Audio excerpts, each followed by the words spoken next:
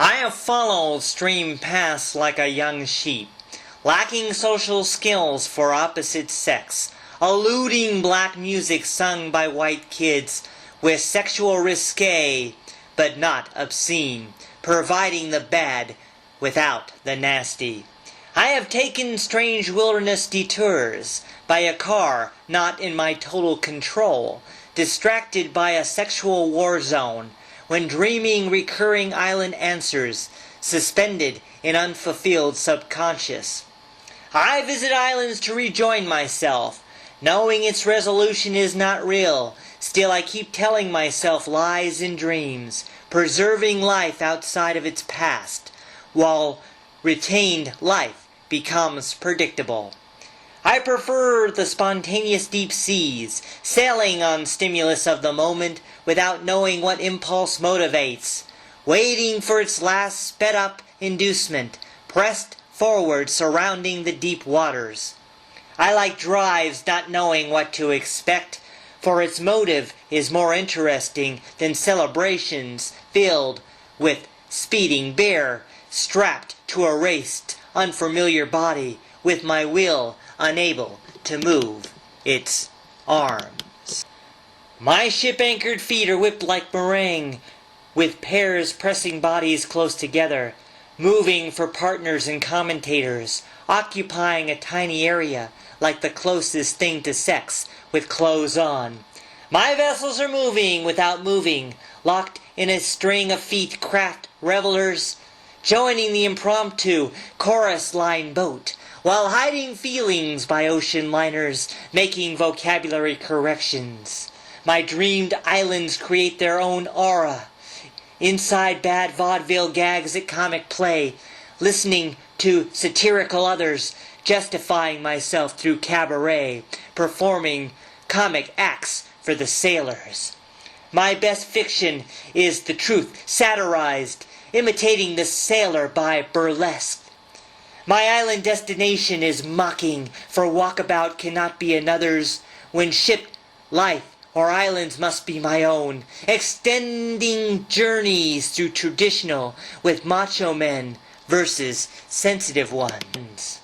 I am afraid of my feminine side, pushed to be egalitarian than traditional, festering confusion, ambivalence burying deep feelings, subconsciously suppressing female C's. I flee the expressively charged affairs designed to anchor feminine feelings, for hidden yearnings connections to seas, forming the loneliness of the river where masculine sun casts light over me.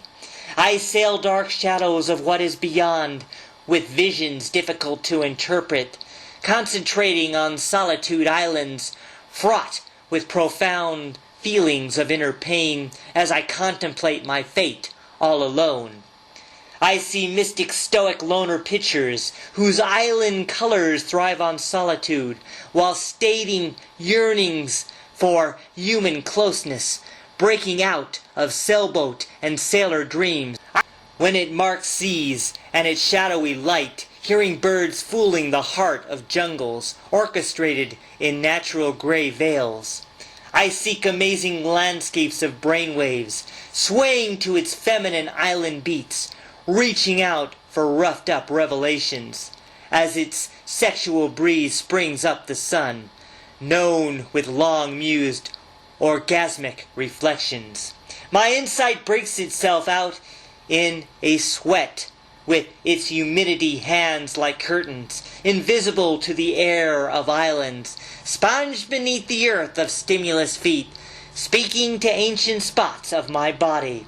My feminine gills prompt me to waters, coming from sinking wetlands overgrown with natural surrounding, and spirit is like an island native, starting in endless miles of nothing, where my life shifts into sacred neutral, absorbing souls through my binoculars, letting the thump of my motion take charge. My song of courage is 12 bars floating, exploding force like a nuclear bomb, connected like a juniper cable to the impulsive fiber inside me, with more nourishment than sexual acts. My life is an attempt at a journal, living out its sea life on paper stuffed in boxes filled with unfinished business, unable to verbalize with sailors, then faltering with the opposite sex. My eyes see newfound sense of mastery, transforming my natural self-esteem, receiving praises by women sailors with the brainwaves of vicarious pride, dreaming my success, never waking up.